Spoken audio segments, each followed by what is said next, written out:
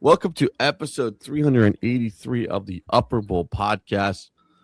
My lord, wildcard weekend has come and gone. It is divisional weekend, Black Monday part 2, I like to say. It's a 2-week hiatus. We haven't done a show since last week. Well, we did Monday's show. Before we get really going, we had stepping down, by the way. Not just any stepping down. We always said people were going to be saying this, like, oh, fire Mike Tomlin, fire Mike Tomlin, fire Mike Tomlin. Like, lo and behold, breaking news. It finally happened. All you assholes that were saying, fire Mike Tomlin, fire Mike. He stepped down, by the way. Who would have thought Mike Tomlin, the longest tenured head coach of anybody, of all sports, stepped down as the Pittsburgh Steelers head coach. So he cannot coach this coming year, by the way, because the Steelers have his rights for another year. So he can't do, you have to either trade for him or anything else. So enjoy him on television and so on and so on. But we do have another breaking news thing. This broke late into the night. John Harbaugh is now in the NFC East division. He's back, but he's the New York Giants head coach. The Dunkin dad, how we doing? And I have to have your reaction. What was more shocking? John Harbaugh, now the head coach for the New York Giants, or Mike Tomlin stepping down as the Steelers head coach? Well, welcome back to the program, everybody. Lots to get into today. As you mentioned, Black Monday Part 2, as we like to refer to dues on the show. Duh. Isn't that VH1 I Love the 80s part? Duh. Shout out to my boy Charlie Sheen and everybody else from Hot Shots. I was really surprised that Harbaugh jumped right back into coaching, and especially with the Giants. Now, what didn't surprise me was the fact that the Giants are a long-standing, historically traditional organization. I think it's a good fit for the Mara family. I think they're probably looking to have some sort of long-term stability with Harbaugh. He's not going to get the axe in a year or 2 years unless something catastrophically goes wrong. Gives them an opportunity to work with, the young core that's there for their offense. Obviously, Neighbors coming off the big surgery, Scatterboo with his surgery, Jackson Dart with as many concussions already. With his concussions already. I mean, there's a lot to unpack with that Giants offense. But the problem last year with the Giants were, I think, like 4 or 5 blown leads in the fourth quarter.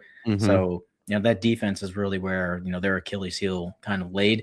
But the Tomlin thing, I think he was given a lot more rope, so to say, not to be, sadistic, but, he was given him way more leeway to finish out the end of his tenure there in Pittsburgh. And we had discussed on this program multiple times that most likely he could have ridden off into the sunset a couple of years ago and everybody would have been, fine. They'd been fine with it. So more shocking, not that he stepped down, more shocking that within like a week's time, Harbaugh's already lacing him back up and jumping back into the NFC. Who would have thought? Who would have thought? Are you officially worried now? No, I'm not worried. No, I'm not. I'm like, this is actually kind of good for the Giants. They actually have a head coach. And this is also kind of good in terms of Eagles get your shit together pretty quickly, which I go by because you now have a real head coach in the division. Yeah, there's definitely an urgency now among the Eagles organization, the other organizations, specifically, I think it's the other 7 jobs now, 8 jobs now, to really get some stuff, to really get some things done because things are happening fast and furious. We've had a couple of the coordinators come out, interviewed already. We've had a couple of the head coaches that have been let go, already interviewed for positions. And we also have the bonus knowledge that guys like McDaniel have said, hey, listen, if I get to a club and they're a really well-run club, I don't mind going back to being an offense coordinator because I'd rather be an offense coordinator at a good club than head coach at some dumpster fire. Yeah. Hey, Philadelphia, looking at you. Please. Yes,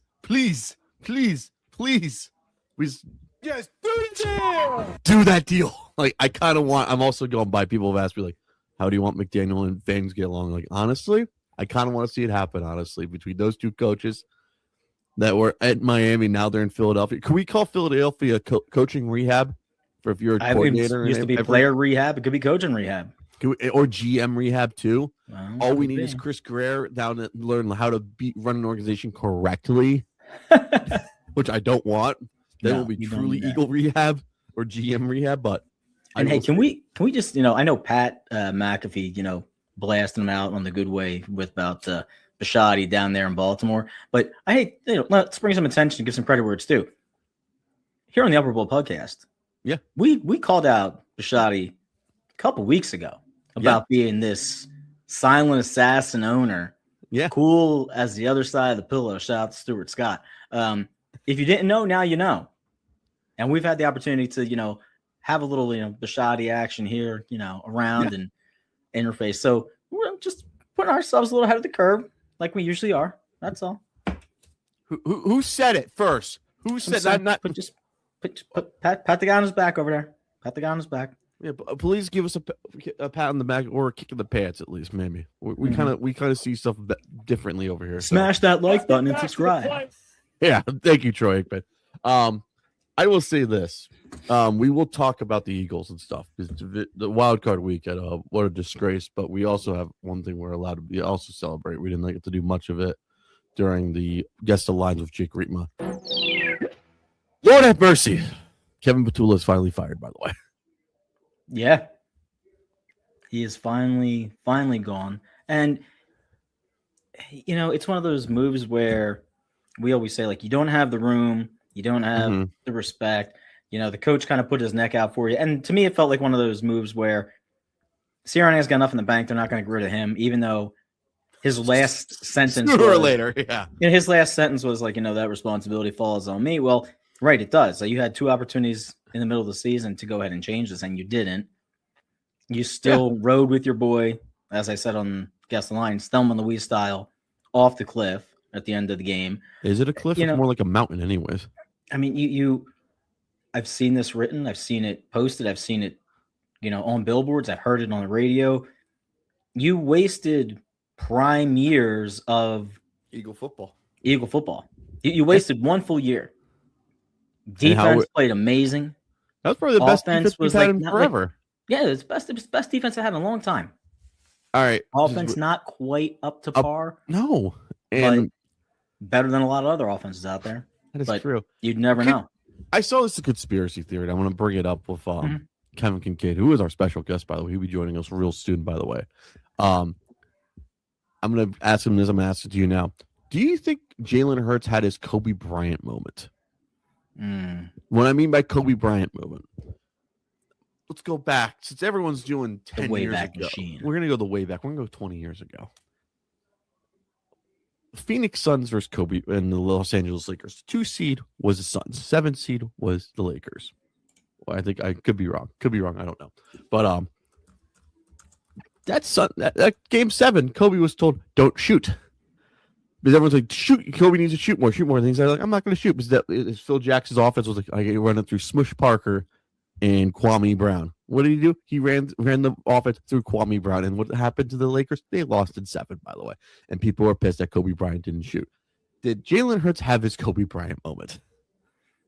Because he didn't want to run as much this year. There was definitely an air of Jalen. And I guess this is where I struggle, because Jalen has never been that, how am I saying, publicly, everybody let's go get on my back. Yeah. I got this kind of mentality. Game. I got this game. Like, I'm taking over right now. Like he lets us play, dictate that sort of thing. He's not the rah-rah guy. But there were definitely moments this season where you watch him coming off the field after another 3rd and out on, like week 9 and, or week 10. And you see the look in his eyes, and it's like, he's trying to make a point by running exactly what they're telling him to run. And it's garbage. But you know what? They're going to keep doing it. So I'm going to keep doing it too. Yeah, there was a sense of that. And the only hiccup that I have in the argument or in the conversation is that I don't know if he's the guy to just be like, F it. I'm changing the play. I'm changing the play. Like, I'm just like, screw it. I'm running anyway. I know what I got. Here we go. And maybe too little too late later on in the season. but there was definitely moments where it did appear that he was, I'm not going to say going through the motions, but he used game time to prove to the offensive play caller, head coach that what you're asking us to do isn't going to work. Yeah. I think the two games that are bright spots to me, the Cowboy game when they're up 21-0, what do they do? Absolutely dog shit. Tampa Bay Buccaneer game, week 4, they're up 24 points, and they almost blew that game, by the way. Yep. I will go with the Detroit Lion game on Sunday Night Football. That was a gift game they got for them. Yeah. And the Buffalo game was a gift game. I thought the best games they had this year. Hear me out. Okay. The second Giants game, when the Kelly Greens, when AJ Brown was out, by the way, it was Devontae Smith was number 1. Number 2 was Jahan Dotson. I thought the ball was spread out perfectly, and the run game was there. And I felt Jalen Hurts knew how to like change the play call. You know, the Minnesota game the week before that, even though the Raiders sucked, the Raider game at least. I felt like those games they ran smoothly, even though those two of those teams are shit teams. They got their job done, and I just thought the offense ran very smoothly without AJ Brown. Anyways, especially that Giant game. Anyways, there's definitely anytime, specifically in the NFL, when you can minimize or remove distraction, it becomes very, I'm going to make up a word here, very executionary, where you get up and you execute the play and the line, and you're not worried, you're not thinking in the back of your head, okay, did this person get enough ball? Did this person get enough attention? Did this guy get enough looks? What do I have to put up afterwards? All the chirping, blah, blah, blah. Yeah, there's definitely a little vibe like that. And I don't know, man. I don't know if Jalen and AJ are going to get on the same page and, put it all back together and run it back one year. I think that's going to be a lot dependent upon the off-season inquiries. No! I don't want to see it. I know a lot of people don't want to see it, but can something like that be fixed? There's been plenty of times where you've had diva wide receivers, not on the same page with their quarterbacks, and still they've gone out and they've succeeded in some capacity. Now recently, guys like Stephon Diggs, right? Exactly the word of my mouth. He's sort of begun to reset that standard. Yeah. My time here is done. I'm gone. My time here is done. Is gone. And not for anything, but I'm going to throw a name out, and it'll probably never happen. But I'm telling you, Jamar Chase, he's not happy in Cincinnati. Let the bitch walk. I'm with you on that one. He is not happy in Cincinnati whatsoever. That's true. He looks miserable because it's like Joe Burrow's like he can only do so much. Yep. Would you trade AJ Brown for Jamar Chase 1-for-1? Straight up, straight. You probably straight up and a couple picks for Jamar. I'm guessing. Redo that contract, like, dude, you're gonna win here. Need to throw a 1 in there at least. Hey, Jamar, just letting you know, 1 is already taken by Hurts. Is there another number you want? I don't know. Give him 11. What's in the box? You get 11. I'm the Philly, you get 11. AJ goes there and gets 1. 1 of 1. Yeah. 1 of 1. God. I really don't want to see AJ Brown this year again. I went by that Giant game. I enjoyed it, When you enjoy a game, it was like they did everything right. I felt like they played well, Yeah. Even though the Giants got a horrible injury of Cam Scadaboo. I enjoyed it. I feel like they played all 4 phases of the game well that year. Yeah. And I feel like that's if you could do that for every game with Devontae Smith as your 1, I think you'd be fine, Like John, that's a perfect number 2, Goddard was a perfect in that game as well. So I will say this. It sucks that the Eagles are donezo in the playoffs. I hate the 49er fans even more again. I think they're pompous asses. I think they're tool bags. They're bang, bang, Niner gang bullshit. Get the fuck out of here. You probably even don't know who Tim Rattay is. So you want to know what I'm rooting for? I'm rooting for the fucking Seahawks this weekend on Dunkin' Dad. So, I know there's a presser going on with the Eagles right now. There's Jeffrey Lurie's talking today. It's his end of the year presser. We'll talk about it with Kevin Kinkead soon. Anyways, Black Monday. By the way, Mike McDaniel is getting interviewed by the Lions. By the way, for the offensive coordinator, as well as the Tampa Bay Buccaneers and possibly the Washington foosball team. By the way, the foosball team. And do you like how I call it? Like I call the Washington teams like 3 different names.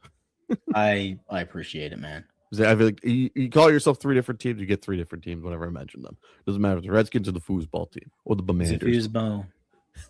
Foosball team. That's happening. The Dolphins have named a GM, by the way. So we have a GM. The GM. He came from the Green Bay Packers, by the way. His name is Get ready. John Eric Sullivan, by the way. John Eric Sullivan. Not John David Booty. Not John David Booty. Not JD from Scrubs. Shout out to Zach Braff. We love you, Zach. What's up? By the way, I don't know. We'll talk about this later. Scrubs is making a comeback, by the way. Scrubs is making a comeback, baby. And Eagle. But I'm more happy I can see my favorite nurse again, anyways.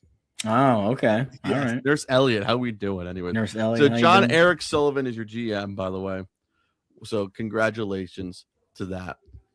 And he was with the Packers the whole time, by the way. Would you like the whole to hear? Time with the Packers?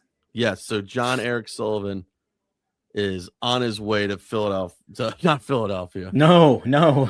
Do not come to Philadelphia, sir. No, do not come to Philadelphia. Do not come to Philadelphia.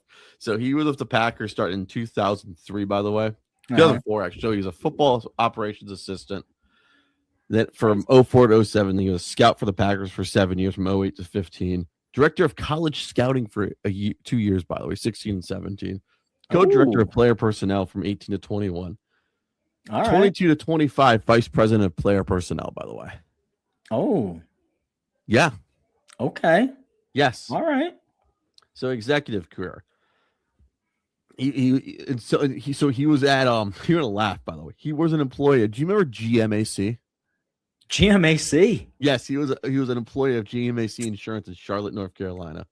GMAC. Oh my God. Yes. That's taking me back to my Dale Earnhardt NASCAR days.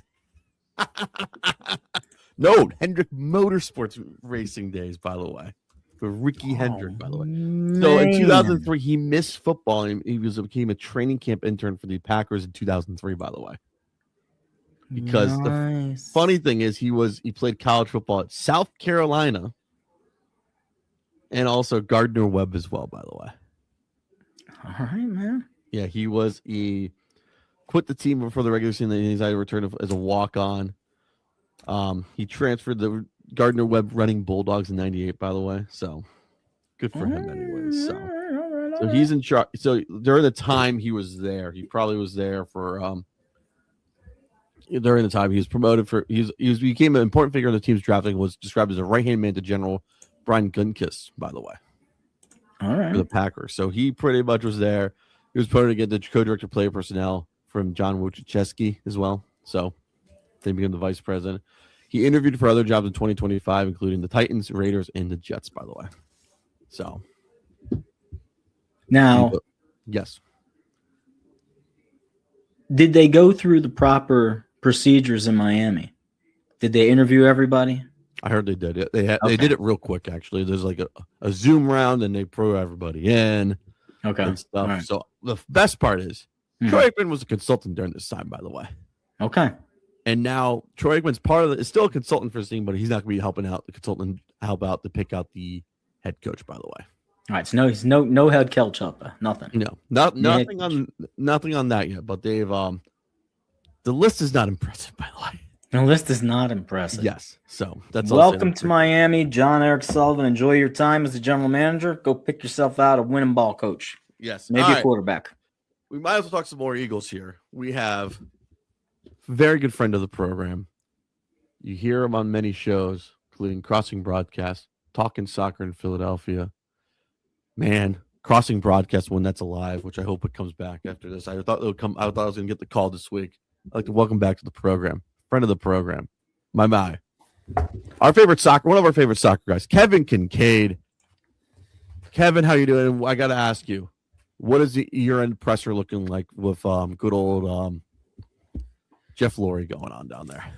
Well, Jeffrey Lurie wasn't there, unfortunately. He would have been a lot more interesting than Howie Roseman and Nick Sirianni, who, said a lot of nothing for the most part.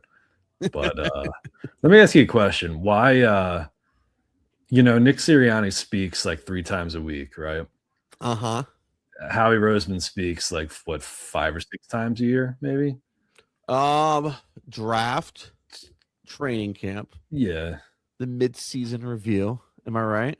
Something like that. Then at the end of the season, right? End of the season. I got 4 right now. Then maybe Super Bowl if we go there. So wouldn't you theoretically ask Howie every single question just because you don't get to talk to him that often? Yes, you should. Yeah, and more of the questions were for Sirianni today. You were there. I decided we just started the podcast. What is the vibe going on down there? I know Kevin Petula. Is he being reevaluated? Is he gone? Is he still in the building, or is he? They were non-committal on that yet. No, I wasn't there. I was just watching from home. My one trip to Philly per week was last night. There we go. But, yeah. No, they just because there's some vagueness, I guess, in the statement from the team didn't say explicitly whether he was still with the organization or not, and some of the beat reporters. We're going around saying, well, hold up, this may be a demotion. He may stick around in a different role, or he may, he may, just go back to the passing game coordinator job that he did last year. But Sirianni said something to the point of we haven't ruled anything out yet, but he didn't say definitively yes or no. He's either with the organization or not. I don't think it matters, honestly. He's not the offensive coordinator. That's all about. They had a lot of success the year prior when he was the passing game coordinator. So yeah, I think anybody's even they just don't want Petullo calling plays. I don't think anybody's thinks he's some terrible human being who can't do a lesser job with the organization. They just want somebody else calling the plays. All right. There's been names already been scattering around from the Eagles OC. Who do you want, by the way? I don't know, man. I haven't done enough studying on that. I've always liked Mike McDaniel's offense because the man of the 2 minutes. You can speak to this. I can't speak to this. Everyone's asking me, who do you want? I was like, I want Stefanski as one, but I know he's gonna probably take a head coaching job. But here's the thing, right? Yeah. Mike McDaniel, what did the Eagles do best en route to the Super Bowl? Run the football. Run the football. Yes. And I've always liked Mike McDaniel's the way that Mike McDaniel apostrophe S, not McDaniel. Yes. If they sign him, WIP is going to be a mess, man. Oh, it's going to. People are going to be calling him McDaniel's. Holy shit! I can't. So I got corrected the first day I did Dolphins preseason. Like it's McDaniel. I was like, oh. My apologies. They did it with Chase Daniel too. They kept calling him Daniels. Let's put Chase Daniels in the game. So part of me wants to see Mike McDaniel go to Philadelphia just so the callers keep messing up his last name. But I've always liked his approach to running the ball. Yeah, it's creative. The blocking schemes are different and unique. They use a lot of they run off tackle. Pitches and tosses and crackback blocks and lateral movement and things of that nature. I mean, how many times do you watch Saquon Barkley run inside zone this year and just run power eye? No, thank you. A wall or something wasn't there. I think if you're under the assumption that Landon Dickerson is going to be healthy next year, Jordan Mailata is going to be back to what he was the year prior. Cam Jurgens is going to be healthy, Tyler Steen is improved, and Lane Johnson is healthy, then theoretically you're thinking the success in 2026 is going to be predicated upon the same thing, which is running the football. Yeah. And so I'm looking for a coordinator whose strength is building a run game, and if he can work with Jeff Stoutland, then that's ideal to me. Now, I have a question for you. Go. Since you're the Miami guy. Yeah, I've been asked by that. I was like, do you want him or not? I was like, what do you want to see? No, I'm not even going to ask you that. I'm asking you if he and Vic Fangio get along. That's the fourth. You're the fourth person who's asked me that. By the way, I'm not kind of a big deal. That like, I don't know. Is it a big deal? I mean, does the offensive coordinator ever have to even talk to the defensive coordinator? I don't think it's a big deal at all. The problem glare at one another over the visor. Yeah. No, the only thing we should get really mad about is like, dude, you got to ditch the capri pants. By the way, once it's December time, it's going to snow anyway. So, my big thing was during that time was when I was reading my first time down here when Vic was here. He let a lot of the offensive players just go home already during like when he was head coach because he was in charge. He helped out with the OC and stuff.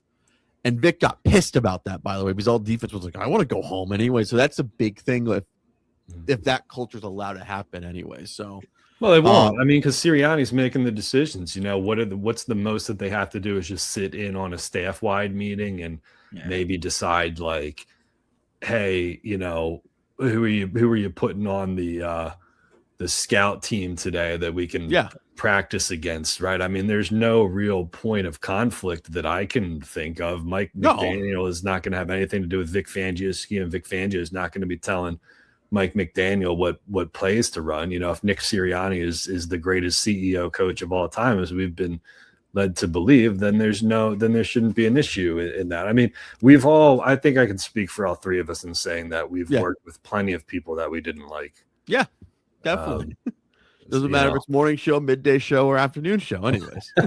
And yet you make it work to an extent. You know, I mean, it's I think that's an overrated thing. I mean, I think if you're trying to get Saquon Barkley going again, if Tank Bigsby is back, I'd love to see what McDaniel could do in kind of just evolving the run game and bringing it to the next level. I want to happen. I want that. I also want to see who he brings. If we're going to replace the quarterbacks coach, because I want to know if Jalen Hurts learn to go from the first read to second read. I felt like he didn't do well that gets that during a Robert Saleh led defense anyway. So I'd like to see more improvement by that. I think it'll be fun. The one thing I don't like about McDaniels is you will enjoy this, by the way. I had to cut up a lot of his post-game pressers, by the way. He is the king of 2 to 3 minutes responses, by the way. Because he likes to do it to fill time, by the way. So get ready for that. He's one of those guys who just answers long questions. Yep.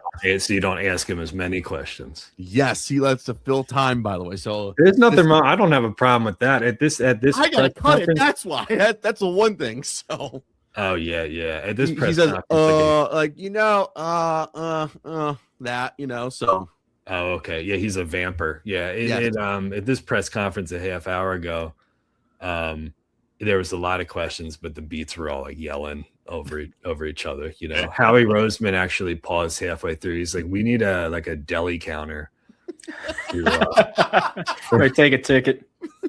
He needs a gavel. How about that? Put him in a judge outfit, just bam. Anyways, but I thought about this a lot since I come from a media background. I mean, if you know, because the PR team could ask people to raise their hands and do it in an orderly fashion. But if you have chaos and everybody's yelling over each other to try to get their questions in, then the questions are less interesting and they're not paying as much attention. And then it's easier to just get the thing done without saying anything revealing, you know? So it's almost like they thrive in chaos and they have to have the circus down there because you don't divulge any secrets, you know? I know. The circus is good. Sometimes it's bad, but it's entertaining at least. Yeah. Is that the YMCA that I heard there? That is the YMCA. Yeah, just dropping up these TikToks and these Instagram things coming up.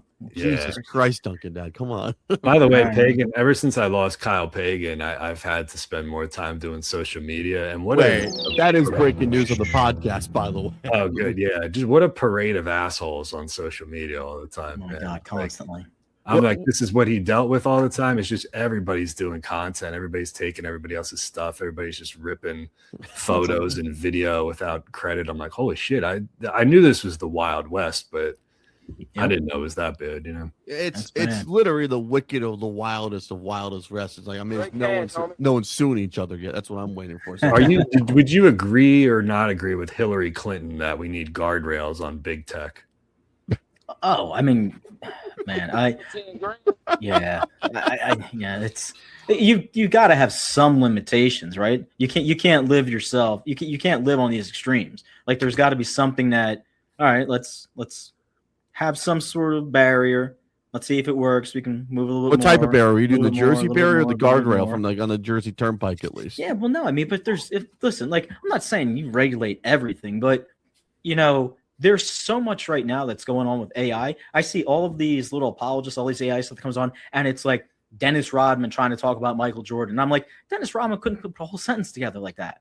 He's not using words like coherent. He's not using words like consistency. He's like, and listen, Dennis is a great guy. Met him, but like, that's not how he speaks. So he's not going to sit down and give you 2 straight minutes. And I'm just like, all right, how am I going to know if this is legit or not legit? And then furthermore, like, how much is this like going to cost me and other people going forward, jobs and whatever, right? They've already talked about the whole movie industry. They've talked about television just being completely redone with these AI created actors and, storylines and scripts. And if you can pull it from anywhere, it's like, hold on a second. What's real? AI is a beast of its own, man. I think I think the one thing that happens whenever people start talking about like putting some guardrails up on big tech and social media is that the pushback you always get is that it amounts to censorship. Yeah. Mm-hmm. But it's really not a censorship or a freedom of speech issue. It's because if you just people are going to say it's art. They're going to say, well, it's my personal creativity and art because I'm just using the tool like the modern paintbrush, to script this for me. But then I'll turn around and I'll say to my kids, like, no, you can't go use Chat GPT or whatever it is or OpenAI and write your papers. Like, you need to actually sit there and physically come up with your own thoughts, do your own research. Like, well, hold on a second. My youngest, she's like, here you go. I just did something on like, ladybugs. I'm like, holy shit. This is why Chat GPT, whatever the fucking Chat ABC, BBD, the BBC, everybody. That thing needs to be lit on fire and just blow it up. Anyway. Yeah, but like what I'm saying, anybody can just start an account and go to Google and type in LeBron James, take an unlicensed version, take like a Getty photo or a USA Today photo that they don't have a subscription for. Put some fat words over top of it and post it on their social media. When we get sued, you get sued for it. Absolutely. That kind of stuff because we're bigger and we're corporate owned. But if you fly underneath the radar enough, you can just steal shit that you're not paying for, slap something on it, and transform it enough that you can, be like. It's the guy in mythology with the wings, Icarus. You can be like that dude and not get too close to the sun, and you can make your revenue share. We actually mentioned Icarus and the idea of hubris on Guess the Lines with Jake Riepma, specifically tied to the Eagles. I'm glad you brought this up. Yeah, but you know what I'm saying, man. That's not a censorship or a freedom of speech issue. That's an issue of like, it's one thing to steal shit. I mean, people have been doing that for forever, but big tech, nobody at big tech will police that. I mean, Trevor, you've seen the stories that we've done on the site about the fake, like Phillies accounts and Facebook accounts. Like every day it's like, this guy's dealing with cancer. Right. No, you're right. Yeah. There's like 300 boomers and like 400 bots that reply to the bottom of it.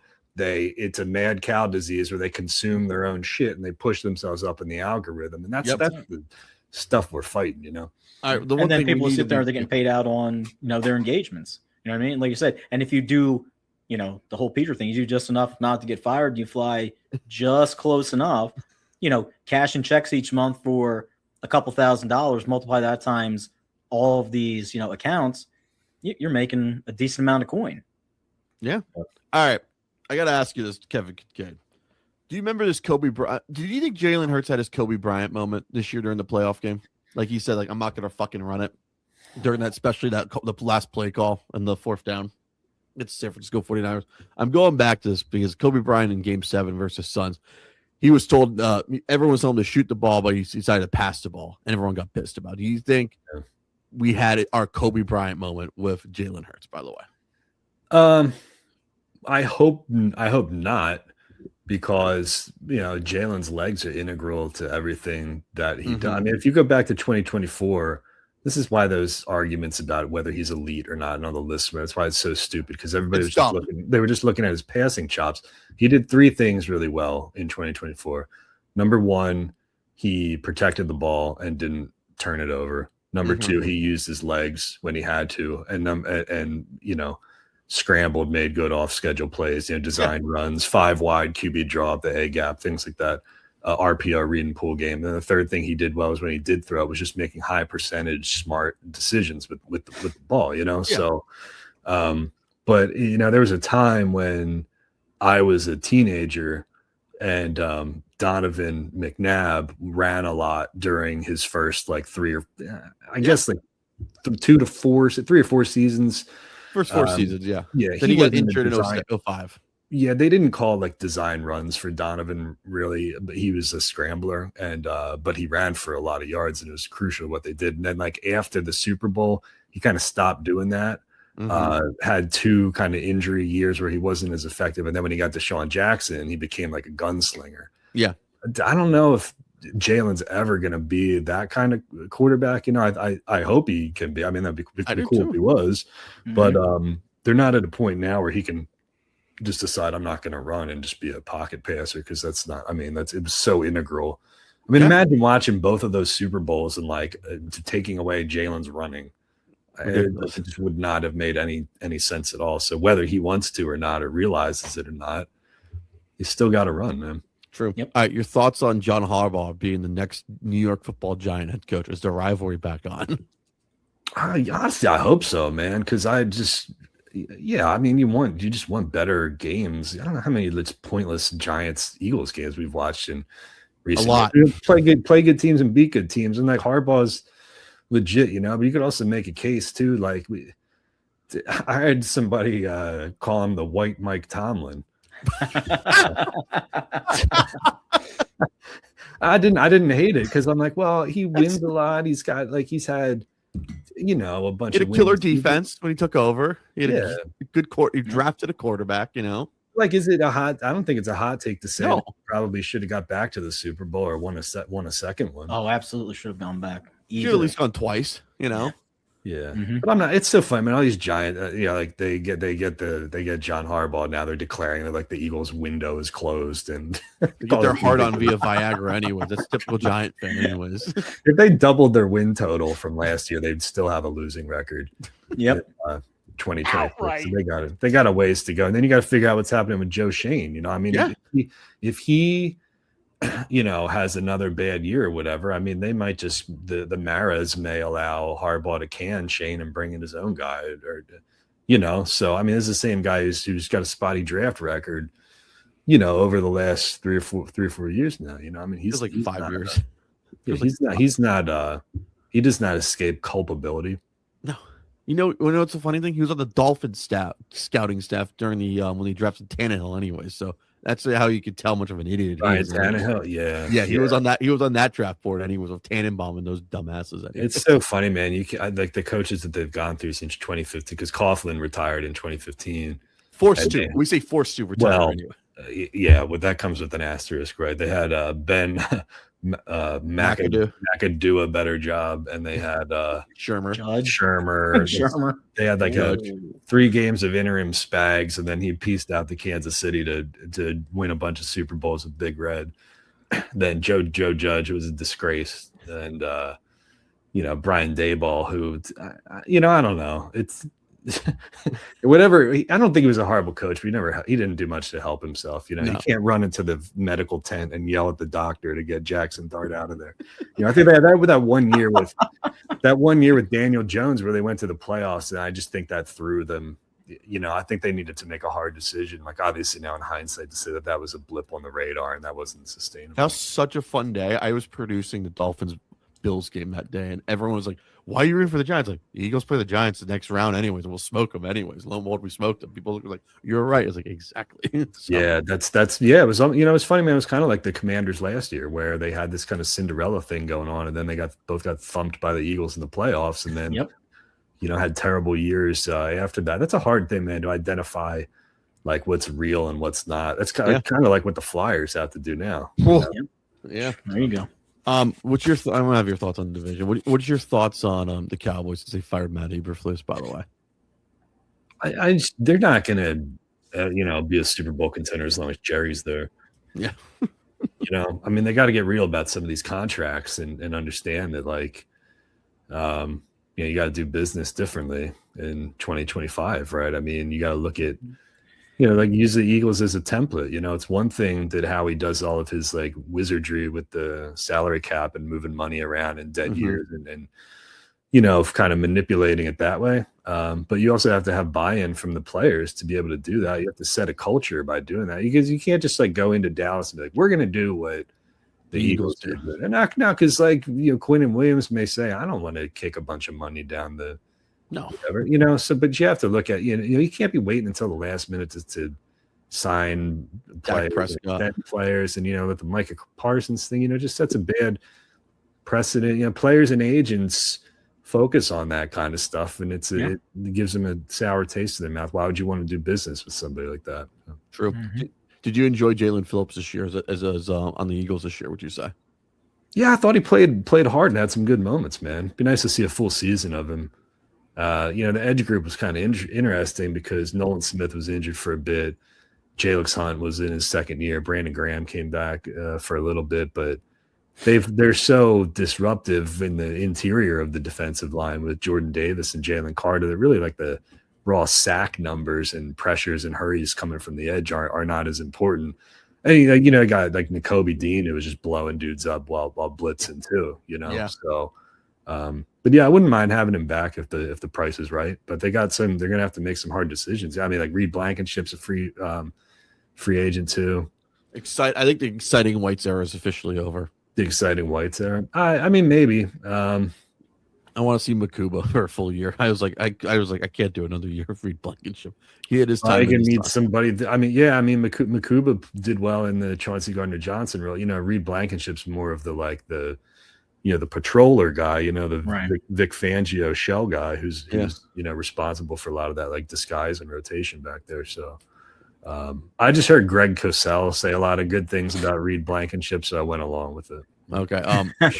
Should the Eagles start looking at right tackles now, since Lane Johnson was very injury-riddled post Detroit Lion game? Yeah, because he had even last year there were Jason Peters moments, where it's like he's not able to finish a game or can only play so many snaps or whatever for sure. But they'll address that. I mean, that Howie builds through the trenches and spends a lot of time on them. All I want is now for Howie's to do is get one of these University of Miami players who are really on the South Beach Zach Exchange that's coached by Jason Taylor. Get me one of those guys, please. Yeah, or any of these Indiana players, man. Yeah. What a friggin' wagon they are, man. I'll ask you, who you got, Miami or Indiana? I mean, I think Indiana wins, but I don't think they cover. I mean, that's a lot of points for a national title game. Well, we've seen blowouts in the Natty. I was gonna say, maybe that late garbage runaway touchdown. Yeah. I don't know, man. Root for Trevor so he has a good moment and gets to see his highlights on Sports Center. That's what I go by. I just hope or the lowlights. I just hope I'm glad there's no SEC teams in it. How about this? 2 Adidas schools. Yeah. No Nike. How about that? 2 Adidas schools. What's up with Cristobal like being weird with Scott Van Pelt? What was that all about? Oh, he's just a football guy. He's just a hard ass. Is he sick? Is he sick of people asking him though if the U is back? Yes. So I think I will say this. I was told so this is this thing I heard from Orange Bowl Media Day off air. Alex Dono, I will name drop him. He was interviewing Cristobal for Orange Bowl Media Day. He was up in Charlotte for ACC Media Day. He told me like, "Hey, I appreciate you did not ask the U is back because it's like it's the most nauseating question of all time." Because he says like, "I just want to make sure the school is proud again." That's what he hates. That the U back thing. It's the most annoying, clickbaity question of the 2000s. Doesn't matter. I don't know how many times you can. Yeah, I mean, you can only be asked that so many. Yeah, it doesn't matter if it's Stephen Morris was quarterback, Kyle Wright, Ja'Cory Harris, Brad Kaya, Malik Rozier, De'Ara King, Tyler Van Dyke, Emory Williams, Kyron Ward, and now Carson Beck. Well, it's just funny, yeah, because when I was in school, it was like right before it was like the last vestige of like the U being the U, like the last 2 years they were in the Big East, they had like Berlin.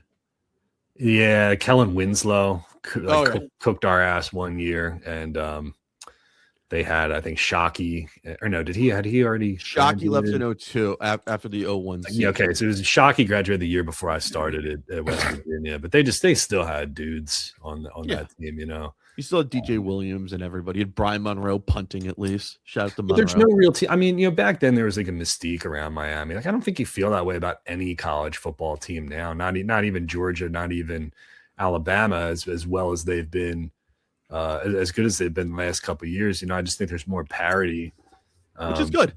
Yeah, I go by this. It's also good that you have the ACC. I as everyone knows, I'm the ACC guy. I like to make sure everyone's an SEC or Big Ten. I was like, I'm gonna be an obnoxious ACC guy, anyways. I want to see the ACC do well, and I'm also kind of at the point of like I need some of the old Big East schools in the ACC so we could really tell those North Carolina schools Tobacco Road.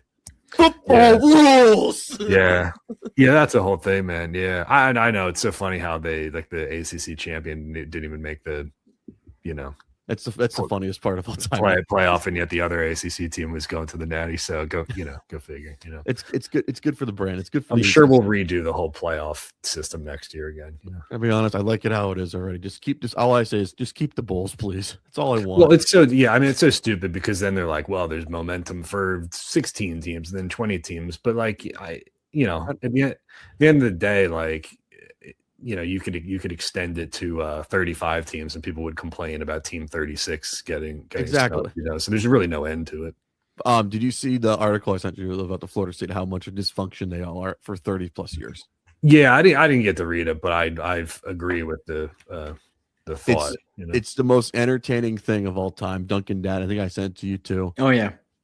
I think they were one of those teams too. I mean, they were one of those teams where you looked at the arrowhead on the helmet and just like that's Florida State, man. Yep, green and gold and red, anyways, gold and maroon, and now they're just an afterthought. Kevin Kinkead, what's going on with Crossing Broad these days? Since you are a one-man show, and I like to say the articles are always wonderful, and I got people really mad about the Mike McDaniel one down here already. Oh. Yeah, well, I mean, you know, if somebody's not mad, then I would be surprised. But no, we're just doing our thing, man. Pagan left for different pastures, you know, so I'm trucking along until I can get that job filled. But you know, we're just working. There's never really anything to report. We are we're always grinding, man. Yeah, we're always getting stuff up. A bunch of grooted grinders we are over at Crossing. We are grinders. Yeah, I could use a vacation though. Hey, I'll say this. One who needs to be thrown back to Cancun is the San Francisco 49ers. I hope they lose this weekend. I was talking to, well, I hope they do too. You know, it's so funny because people were like hammering the Niners like plus 7.5 and touchdown. Yeah, I mean, more than a touchdown is a pretty heavy spread for two division rivals in the divisional round. But I see it the opposite, man. I think the Seahawks handle business and do exactly what the Eagles failed to do, which is handle a depleted team on their home field. Like San Francisco went up there and scored 3 points 2 weeks ago. What makes you think that they're going to cover 7.5 now without George Kittle? And all else I need sad Joe Shasky and Bonte Hill. I'll drop them. I need sad Joe Shasky. That's all I want now. I don't like any of the teams. I guess the Seahawks, you know, I'd like to see the Niners lose. The Rams and the Bears is like Dunkin' Dad has thoughts on Bears fans anyways. What are they, Dunkin' Dad? Just like, No, I'm going to be nice. No, I don't want you. This is why I like Dunkin' Dad. Nope. No. I somehow understood that, even though he didn't really say anything. Yeah. There you go. That's enough. Give me the 49ers and Seahawks round 3. I think we need that in society anyways. So at least we don't have to watch the Chiefs this year, you know? Yeah. Are we mad about the Patriots being good again? I don't think they've sucked long enough, to be good enough again. But somebody did point out that they haven't won a playoff game since 2018. I'm like, well, 7, 8, that's like 8 years. Yeah. It's been a minute. Yeah. It's also the funny thing is I'm also just rooting for anyone I know that's associated with UM. So I really hope the Houston Texans win so I can hear Mark Vandermeer call an AFC title game in Buffalo in Houston for the Bills and Texans. Well, it's never about, you know, Typo Negative put out their greatest hits like 20 years ago, and the title of the album was The Least Worst of Typo Negative. And that's how I feel about the remaining teams in the NFL playoffs, because I don't think there's anybody I actually like. I think it's just who's the least offensive. Probably the Texans, I guess. Yeah. But the Bills and the stupid tush push bullshit, and Sean Payton's a dickhead. The Patriots haven't been bad long enough. I don't like anybody on the NFC. Don't even get me started about Ben Johnson. So I guess is he now the all-time tool bag head coach now? Is he all-time what now? Is Ben Johnson the all-time new tool bag head coach now? I think. Well, he's taking the crown from Sirianni this year. I kind of want to go out for that game next year because they do play in Chicago for Ben Johnson versus Sirianni. Let's see how much of a hard ass is of all hard asses. It's a good test for Eagles fans, isn't it? Because we excuse Sirianni being a doofus by saying that like he wins and that's his personality. At least he keeps his shirt on. Yeah. Well, I mean, wouldn't we be hypocritical though if we went after Ben Johnson for doing like some of the same things that Sirianni is doing? Just go beat him on the field. Just somebody please beat that stupid team. I took the words out of my mouth. Man. I want to see a warm weather team stun the Chicago Bears. That'd be so funny. I think when the Bears do lose, they're gonna like get their ass handed to them because this like come from behind fourth quarter thing is not sustainable. Like their luck is really gonna run out. It either runs out or they just ride that thing straight on through, and it just it just happens. And then at that point, it's Leicester City, it's freaking Dallas Mavericks winning the NBA Finals, right? It's just like it just really that's the way that stuff goes. But, LA Kings win the Stanley Cup Final in 2011-12. Yeah, there you go. And then Anze Kopitar would go on to play like 17 more years in the NHL. Shout out to him anyway. What do we think about the Flyers? Are they dead? Or are they still? I think they're living for me. They're the most entertaining thing, even though Dan Vladar is possibly injured. I think they're running out of steam, man. I mean, you can only do the blue collar 200-foot a game so long before the teams with the real talent start to crank it up a notch in January. And the good thing is there's a break in February anyway, so we'll see. That's interesting. Yeah, I mean it's different this year. I mean, they only have one goaltender. I know, and he's injured right now. And the schedule doesn't get any easier. Next week they got to play Vegas on the road, and they got to play Colorado on the road. You have all the Mishkov stuff going on where they've basically turned him. First of all, he comes into camp out of shape, and he can't. Lazy Russian. He's a lazy Rusky. He doesn't play the right way according to the old boys in the Flyers network, and you turned him into a third line off wing checker. And it's like I understand why. The histrionics with that I really understand, man, because Flyers fans haven't seen like a glimpse of superstar talent like that. They didn't see it from like 2010 to 2024, and then Mishkov has this great year as a rookie, and now people are happy about Zegras. Yeah, but it's like, well, don't forget about the other dude now. Yeah, so I just don't think you can understate the Tocchet effect. It's like I don't see I'm a big Union guy. I don't know how many. I don't know what the overlap is between like Union fans and Flyers fans in Philadelphia, but it's the same exact story. Yeah. Both of the coaches and both of the teams play this like defensive team game, like low event. Everybody's an interchangeable part. Like you're a cog in the wheel. We're not going to pay superstars. We don't even have room for superstars. Mm-hmm. Like we will ship your ass out, and we'll find some 22-year-old kid to come in and do the same exact thing that you can do. And Mishkov, in a way, is like a talented, attacking midfielder in soccer who the Union are just never going to use and never going to pay and never let him be creative anyway. So it's just a classic square peg and round hole kind of thing. I'll say this: he's just a lazy Russian. Let's let him be. Maybe get some Torador or Russian gas, and maybe we'll get motivated at least. That's what I go by. Plus, we haven't had a lazy Russian in Philadelphia in a while, so it's kind of filled the void for us, anyways. Can we say? But I don't even deny. I don't even deny that. I don't think anybody who's got their head screwed on straight. There's not a single person out there who's saying like, no, he's in great shape. I mean, of course, he looks slow. He looks like he's stuck in the mud. But at the same time, they're putting him on the third line with Carl Grundstrom. Yeah. Mm-hmm. So what can you possibly expect? It's like two of the most stubborn sides. It's like two Rams butting heads with each other. And on one side, it's like the Flyers beat writers. On the other side, it's like the 100 people on Twitter who are like obsessed with the team. At least it's entertaining. Yeah. I always say this. I always back up Kevin Kerr. It's like, Kevin, if you need someone, I'm with you. So our favorite beat reporter for the Flyers. That's so funny, man. I mean, you write one thing that's critical, and it's like You know, I look at. I why do see you his hate? point. Yeah, why do you hate Mishka? When is the hit piece about Sean Couturier coming out? I think he's seen enough shit anyways. Plus, he had back surgery, so we give him a pass anyways. You know what I would say if I was him? I'd be like, well, don't worry, we'll get to that one too.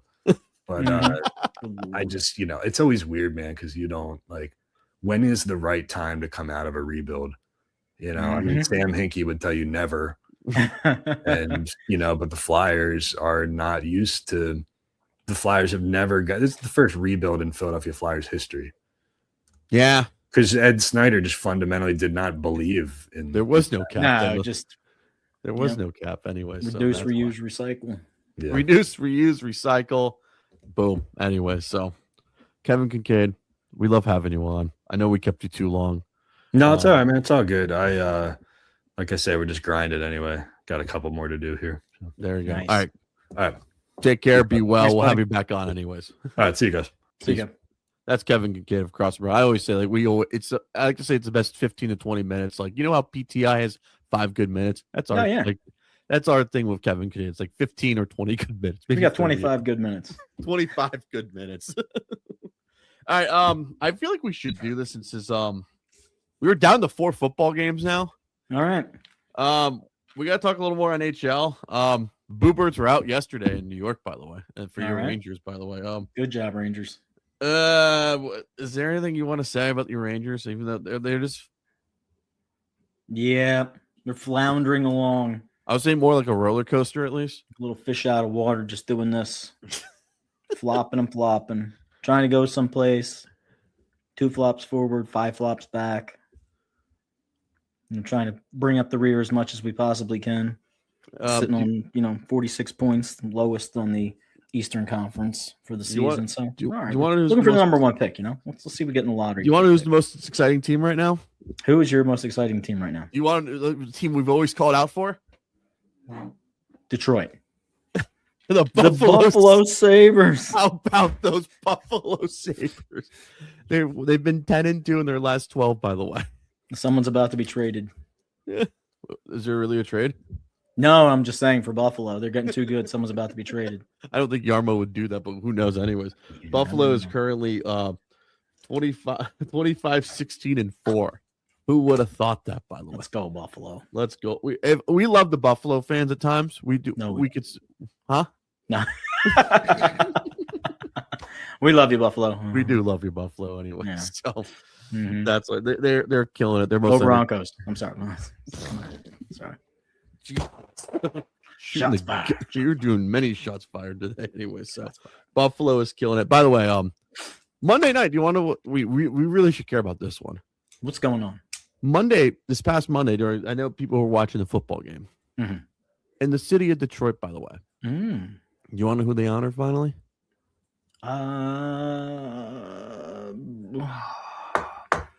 Finally honored. Shanahan? No. Russian. One of the Ovs. Sergei Fedorov, my man. Sergei Fedorov. Fastest guy on NHL 94 next to Bure. You guys could score from anywhere. Dude, and also the coolest and slickest of Nike skates of all time. Nice hair, too. He did some nice hair. Yes. All-time flow, all-time skates. Yeah. All-time player. Finally got his number retired. The famous 91 is finally retired in the rafters. Not Joe Louis Arena, but at the LCA, baby, on Monday night. You know what the funny thing was the team against, by the way? What's that? The team that gave him an offer sheet for. Oh. Carolina Hurricanes. The Hurricane. The Hurricane. So they honored his number. They put it in the rafters. I like to say this, about damn time the Detroit Red Wings honor Sergei Fedorov, I believe he was last coaching in the KHL, by the way.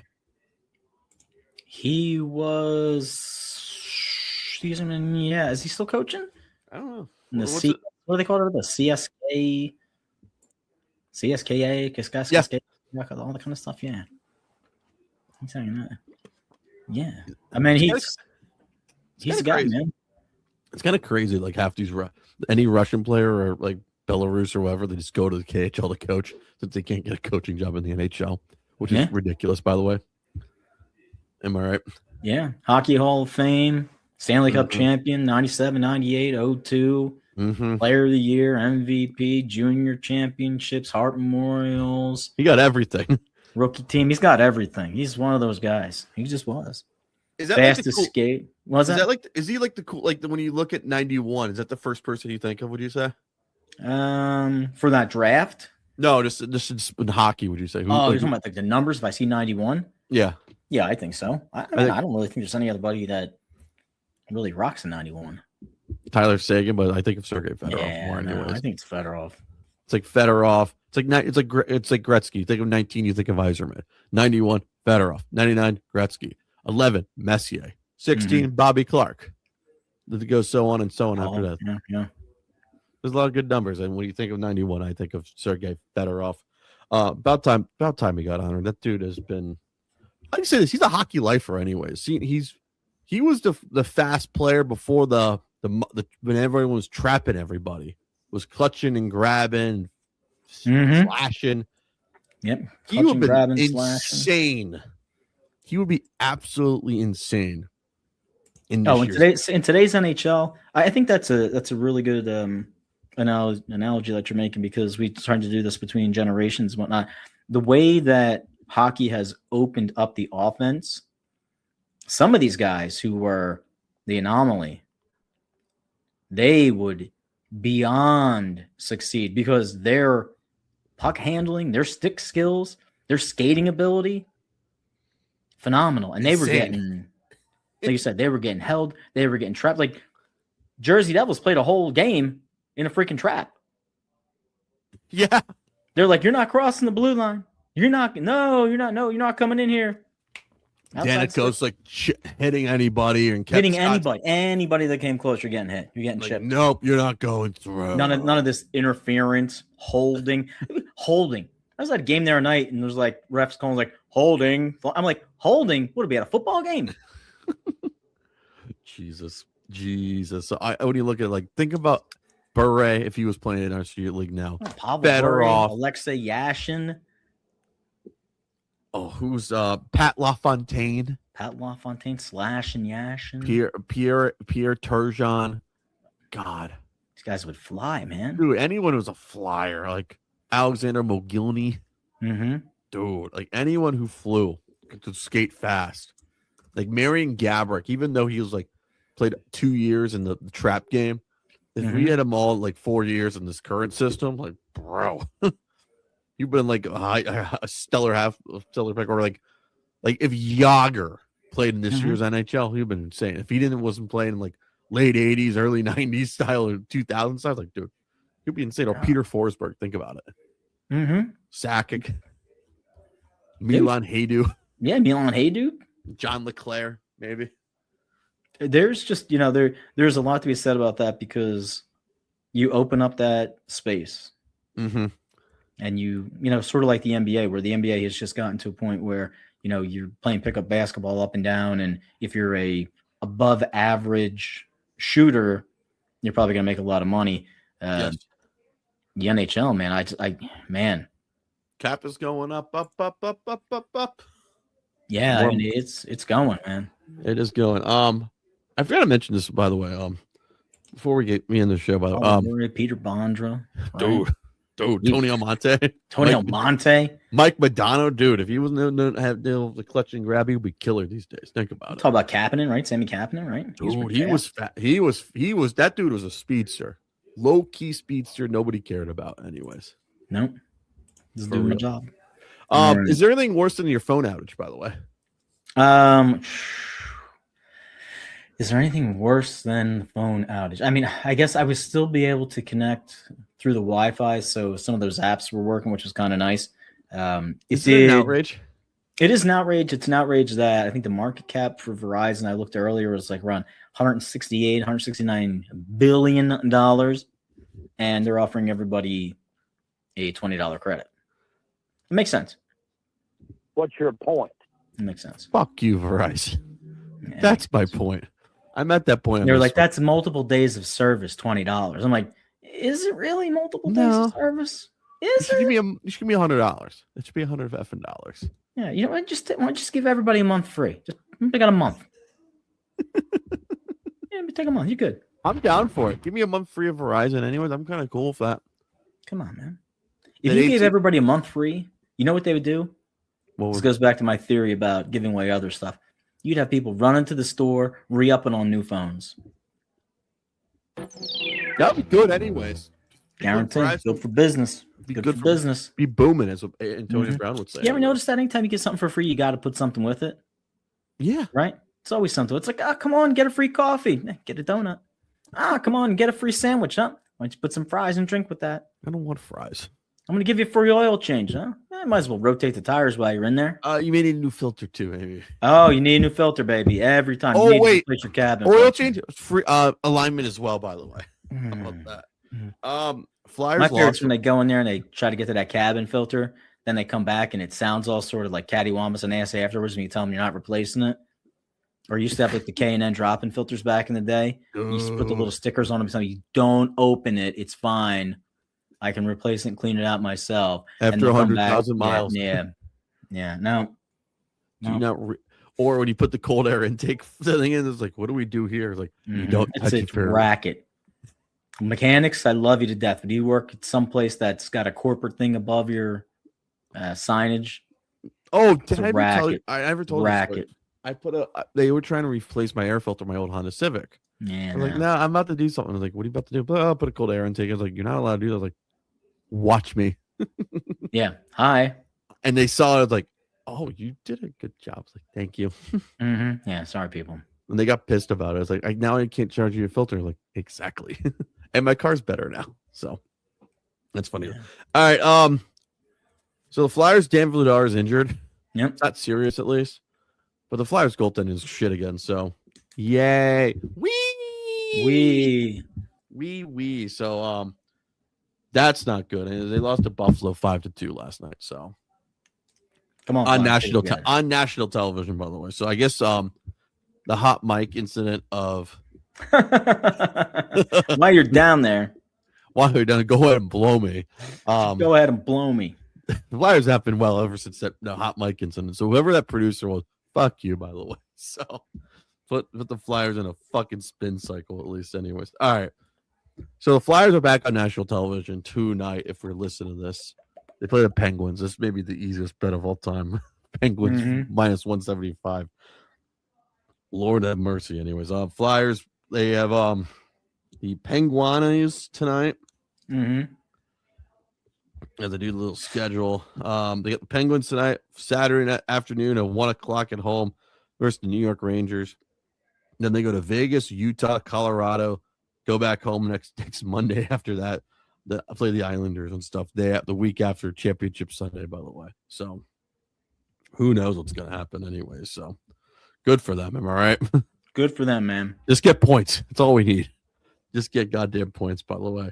I think the other thing that's going on is we have a few outdoor games coming up, by the way. We do have a couple outdoor games, right? You got I know. Ray J coming up, right? Ray J is coming up, so they already built they have a big tent, by the way. I don't know if you saw this. They have a big tent going over the to protect the ice, by the way, because when you look at the ice when you look at the stadium for Tampa, there's no coverage, by the way. There's no coverage. That's where you go to get a suntan, regardless whether you want it or not. I thought that's Jacksonville, Florida, too, by the way. It is. It's anywhere down there on that. So they have a big old tent covering it. Like, you know those tents, those that you see at like They got it not tied just- down with a couple anchors. It's like Yeah, the it's one of wedding, those- like big like those wedding venue tents. it's a big wedding venue. It's one of those big ones, by the way.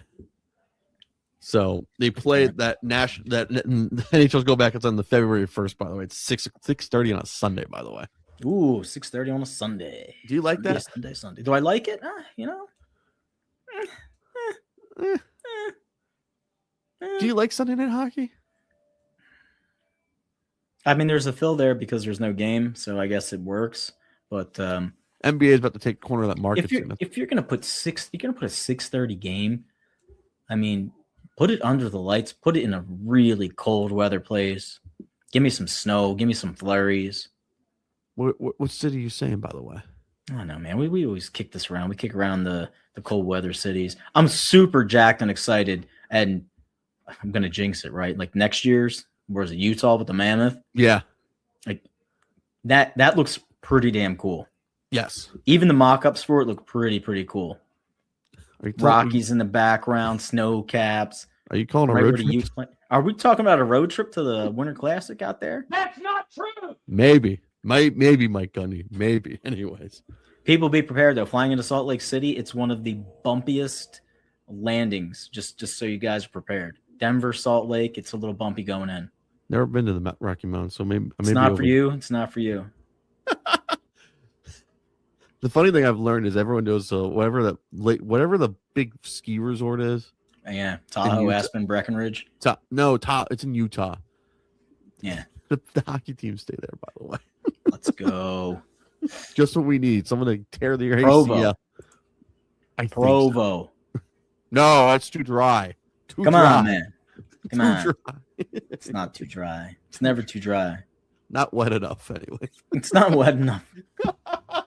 That sounds like a personal problem. Oh. Oh. Hey-o, by the way. So, Oh. I'll say this. I like to say this is a one weekend when it's just football on it, so enjoy the football at least.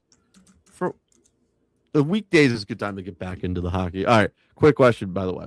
I get the NBA League Pass again, by the way, for free. You did. Park free City. trial game. Another free I trial. forgot of it. Park City. Oh, that's where it is. Park City. Park City. Isn't that like USA Hockey something like Central that. Park City? Something like that's Lake Placid, my man. Like Placid. No, there's another one out there in There's one in Michigan. I know that. yeah. Traverse City, but there's Park City. We'll take it. I had the League Pass free again. Should I enjoy this or should I just ignore it? Or should I scroll? Or should I just scroll and watch? Scroll, man, scroll. Is it bad? I just want to watch. I was gonna say I was gonna watch Cooper Flag, but he tweaked his ankle. By the way. Did he tweak his ankle? Yes. Oh, I didn't see that. And Jalen Brunson tweaked his ankle, by the way, too. I found out today, by the way. Goodness gracious. Bad day for the ankles, by the way, or if you're a basketball player these days. Hey, look, man. Cooper Flag right now is running away with NBA Rookie of the Year. Good for him. Yeah, good for him. Good He's for making him. the Mavs fans are proud, by the way. All right, let's do a little baseball talk since we've not touched a hot stove in a while, and the hot stove is hot, by the way. And it's put the fire alarm on for me to put it on the podcast. Alex Bregman to the Chicago Cubs, by the way. I think it's a little. I don't know, man. I think they paid a little bit much for him, and the only reason I said that is because he's been nagging with that back injury sort of thing, you know. Yeah. And I guess as a jaded, burnt Philadelphia sports fan, we're used to extending contracts to individuals who have a lot of talent, but maybe past their prime and have a lot of these nagging injuries going on. I'm not talking about guys like Paul George, but I could be talking about guys like Paul George. Anyway, it's much my love for the NBA floweth over. Who does that? I do. Who has time? For real. Me, I do it, and I will keep doing it until the end of days. It just it was a lot of money, but it has to signal to you, Cubbies going Bregman. What's happening with your other boy? I don't know what they're going to do with Nico Horner or Matt Shaw. I know people are not happy about Matt Shaw's decisions these days for doing stuff. If you know, you know. I'm not going to talk about it on this podcast, but I just don't care what he does. If he's fine in my book, anyways. He sounds like a good citizen, at least, anyways. And what's happened with Tucker? What's going on with Tuck? Tucker may be signing with a few teams, by the way. It's he wants to go to the Blue Jays, but the deal's going to be so short, by the way. I don't care. She just made a trade. It should have. Well, the Red Sox are cheap, by the way. Let's just flip-flop Bregman for Tucker. Somebody buy somebody else's money out. Yeah, I don't think John Henry wants to take any more of those $100 million contracts anyway. Come on. But he will take Ranger Suarez for the Phillies, by the way, who was a free agent, by the way. See you, Ranger. Thanks for your time and your service. Are you sad? We appreciated you. I think they rolled the dice with what they saw last year from Christopher Sanchez. They're banking on Wheeler coming back, being stronger. They're going to run Noel out again in whatever capacity he can do. Luzardo, hopefully, maybe. I don't know. They're going to have to pick up another arm here and there. Mm-hmm. The Marlins are selling people left and right. Ryan Weathers got sent to the Yankees, by the way. Yeah. I mean, I don't know if they're going to get rid of our boy down there that we've been trying to get for Sandy. many years, Sandy, but maybe we need to make a phone call. Am I sad that Ranger's gone? As a fan and as a person? Yeah. I liked him. Was he clutch? Man, he was clutch, but there was definitely a decline in his performance, specifically this last year, and then also coming off that injury season prior. So I'm happy that he went and he cashed his check. Cash your check, Ranger. Oh yeah, cash your check, buddy. Take John Henry's money, anyways. He'll find a way to trade you later, sooner or later. Right? Yeah, he'll have a good time playing in Boston. Probably just a lot of balls off the wall, but he'll do pretty well. We'll see anyway. So, I think we talked about Edward Cabrera going to the Cubs for the Marlins. So Owen Casey is now with the Miami Marlins. People asking my opinion. Thank God, because Casey sucked anyways, in my opinion. Yep. Phillies just reached out. They signed Francisco Renteria, outfielder. Is it? I thought you were going to say the pitcher is available. By the way, who's kind of an no. 17-year-old prospect. He's the son of the great Edgar Renteria. You may know him. 17-year-old, 6'4", 200 pounds, lots of pop. 2026 class. Should be pretty good. And some other breaking news that came in across the wire. I think it was late last night. This thing's going to work out today, by the way. Clayton Kershaw is going to pitch for Team USA in the World Baseball Classic. We're going to run him out one more time. I like it. By the way, Alex Bregman's on the USA baseball team as well. So do I get a USA Baseball World Baseball Classic Bregman t-shirt? Is that a good move? Where my tool bag for that? Oh, are you a tool bag for getting a Bregman USA Baseball t-shirt? USA Baseball. Whoa. He just committed today, by the way. Another part of the man. I gave up on the. Can we bring up who's committed so far on that roster? Well, let's do that anyway. We do that real quick. Let's do that. Can we give Major League Baseball its 5 minutes on the hot stove before we take a break before pitchers and catchers report, which is probably under 100 days, I guess, at this point. I thought it was 28 days, by the way. That's why. I'm excited, by the way, for some baseball action. You know what that means? Trevor gets to go to spring training. We need to make a little jaunt again. Major League Baseball spring training. Most teams reporting around February the 10th. We are less than 30 days away, by the way. So with exceptions for the World Baseball Classic, players building all this excitement for the new and up-and-coming season. Early to ride, pitchers and catchers are showing up early, building their strength and their team chemistry. We'll have the Cactus League. We'll have the Grapefruit League. We'll have Little League because people will be playing at minor league stadiums again next year. Just kidding. Okay, what do we got? Who's on our list? All right, let's go. Some USA. All right. Team USA roster for 2026, by the way. This is specifically, do we want the jersey? Or do we get the t-shirt? I've kind of given up on the jersey these days, by the way, for baseball. Okay. All right. Unless it's Mitchell. Unless it's printed Mitchell t-shirt with the name. Yeah, the Nike t-shirt. Yes, the Nike t-shirt. Okay, all right. Is it like drying and wicking? Am I going to sweat? These are critical questions. Outright. I don't know, maybe. And Nike runs small, folks. So listen, you're not doing yourself a disservice. If you're a large guy, get the extra large. If you're the extra large guy, get the 2X. It's the way they're cut and the way they're made. It sucks. This is no judgment on you. No. Listen, I could make so many. Yeah, I'm not going to do it. It's coming from across the ocean. You come into our house, you should get. You're in that territory soon, by the way. Don't let Lamar Thomas hear you, by the way. All right, Cal Raleigh. You hear me? Do I want a Cal Raleigh? USA baseball t-shirt. You know what's crazy about this, and I will go on this soapbox. Oh, not a soapbox. It's a soapbox. More of a ledge, right? I think if you're a Seattle fan, you should grab it. I think if you're a Seattle fan, you go ahead and you get it. My only caution is, and again, this is because I think probably the age of where I come from. I'm going to have to see Cal Raleigh do this again. Oh, I like it. Next year. I like it. I like it. Merchandising. Definitely. Totally get you. All right. Will Smith, by the way. No, I love Will Smith. I think he's one of the best catchers in baseball. He's the West Coast equivalent to JT. Okay. All right. Yeah. I'm not Bryce Harper. No. I have a love-hate relationship right now with Bryce Harper.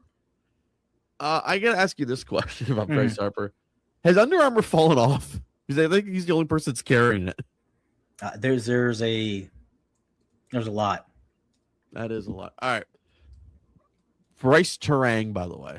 No. Bryce Terang, who is The that Milwaukee fan will probably get it, by the way. Yeah. Oh, yeah, for sure. Yeah, The definitely. Philly fan is gonna be iffy on the Bryce Harper one.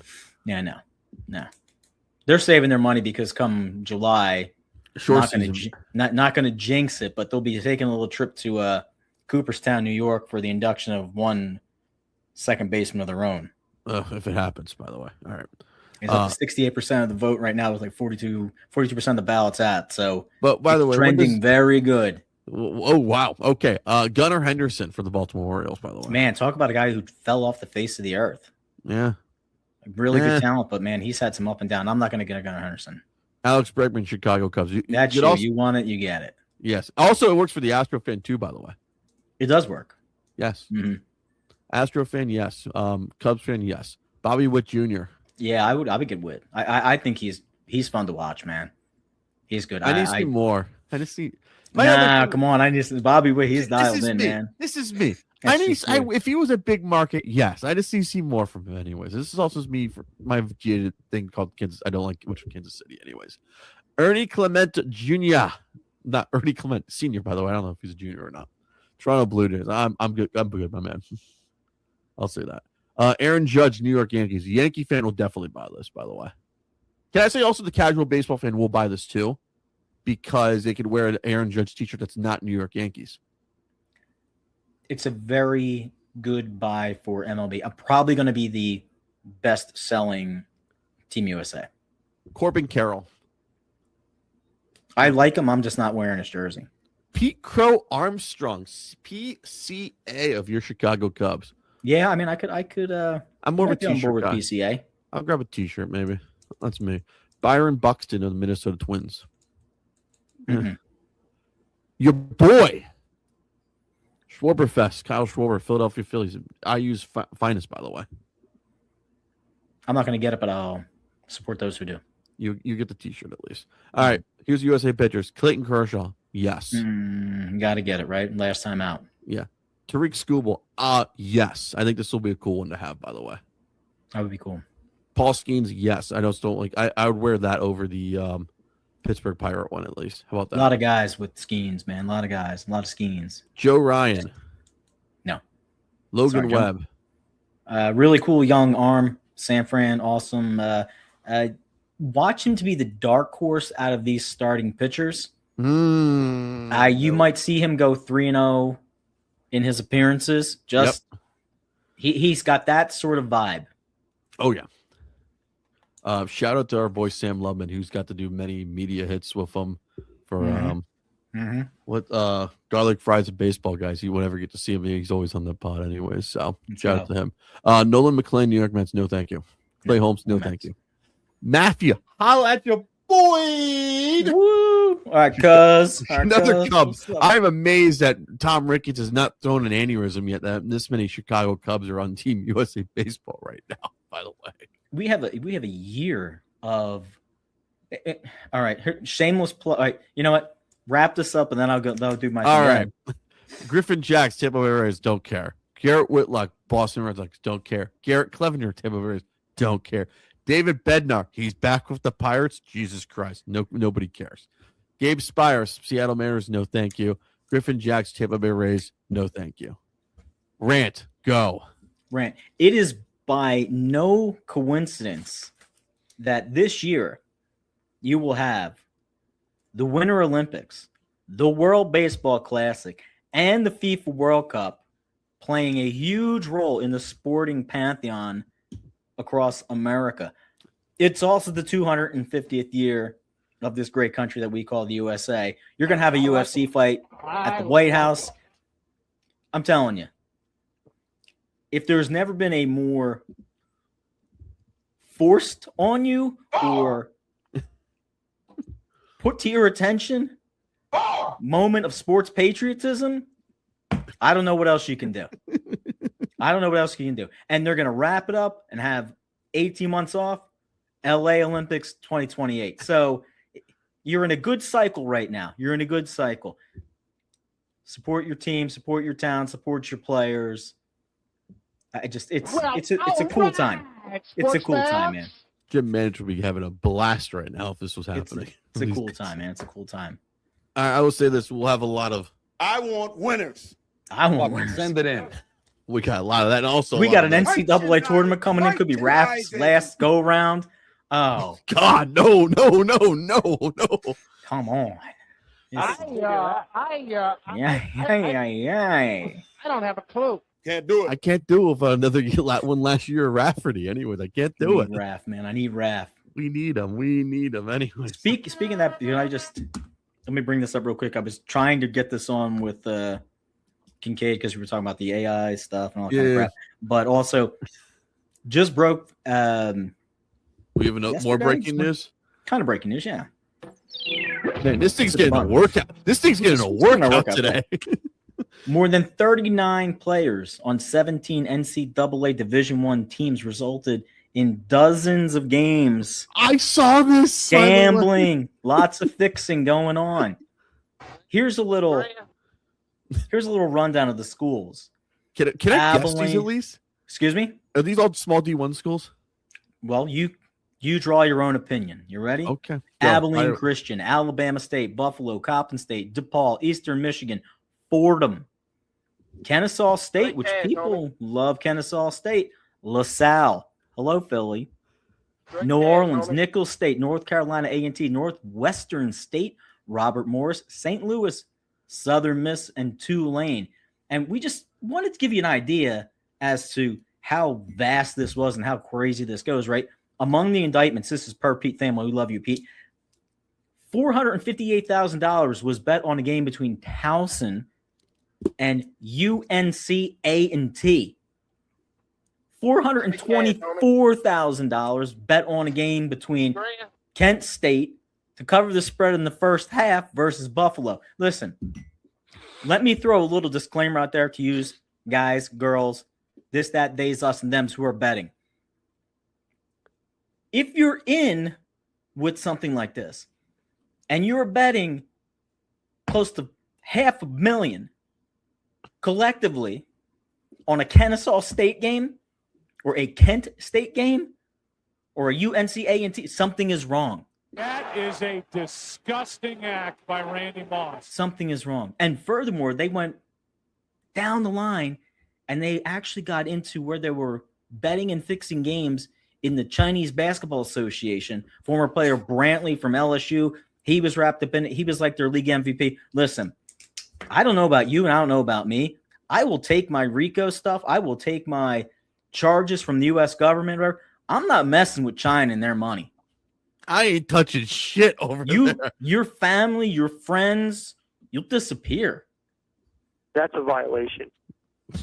Maybe that's why there's tariffs. I don't know. Get out. This is why it's a good time to.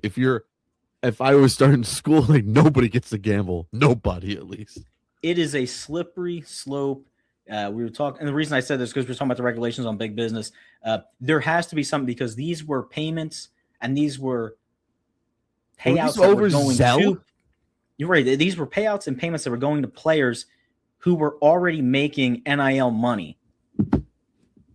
Right. So, like in some capacity, that regulation, those boundaries, like that's what really needs to be looked at. And you have guys like Calipari, we talked about 2 weeks ago on the show, like he goes off and it's like, listen, man, like there has to be some ground rules here. Because if not, what you've done, you've essentially just created this free for all, right? I mean, because look, circus anyway. Say you get these really big donors. Now, Indiana did everything the right way, right? Brought the players in, transfer portal, Mendoza, Signetti, great coach, coming off a decent season. But let's not ignore the elephant in the room. Cuban gave them an undisclosed amount of money to help them right before the next NIL and portal signing. Mm-hmm. From what we've gathered in sources, it was close to that, 1 and a B kind of money right? So now potentially you're going to take some of these players and you're going to bring them to Indiana. Why? Because you have one particular donor. And the reason I caution this is because if you look at some of these smaller institutions around the country who have an established alumni base and particular very deep trust, like old money people. Now, I'm not talking about I made a couple million here. I'm talking about old money that's not going away anytime Gasoline, oil money. Yeah, gasoline, oil money. Texas Tech. Texas T, Texas Tech. Like, you're going to have these little institutions pop up, and they're going to start taking these. I'll go to Eastern Tennessee Middle East Bumble Left School to play basketball for 4 years, make my 5, 6, 7, 8 NIL millions, as opposed to why don't I go grind it out over here, make myself work hard in the ACC or the SEC. Let me go over here to Horizon Conference. No shade, Horizon. We love you. But come on, man. Fucking nuts, by the way. Send it in, Jerome. Send it in, Jerome, for real anyway. Send it in if I could find that. There we go. Let's say this. That is unbelievable. That was unbelievable, by the way. Holy Christ, anyways. Anyway, we're going long. We went very long today. It's for everybody out there. We appreciate you. We love you. NFL football. This will be on the YouTube Canes channel. football. This will be on the YouTube channel. So check out the Upper Bowl podcast at YouTube. This will be premiere. I think we may premiere it Friday afternoon, by the way. So all right. By the way, so you get to see us live in the flesh anyway. So you deal with us what you deal anyways, and we just want we throw stuff on the YouTube channel because we want you to see what we actually look like, what we hear the takes. Everyone's doing video these days. There's so many recordings. I just throw them up there, see if we get any clicks or views. So if you could do it, check out the Upper Bowl podcast YouTube account, or I just throw it there. There's a library of all the guests who's been on. Doesn't matter if it's Kevin Kinkead, Savannah Hugh-Muller, Ralph Strangis, by the way. There's a lot of Hall of Famer. Hall of Famer. Excuse me, anyway. So, also, our favorite Viking. I'll say we have a few Viking fans on our show, anyways, that we like, anyways. So, that's one thing. All right, next week, check your local listings. We have to move a few things anyway. Someone's got to work a national title game, by the way, Monday on the 19th, by the way. So, guest lines will probably come out Tuesday as usual, maybe a little later than usual. We apologize because we really did not want to do two different lines for guest lines last week, and I told him like I don't want to do two different shows, and I want to make it one show and make our life easier. We'll have things coming up that you're going to want to mark your calendar for. Yes, a lot of after on location instant reaction.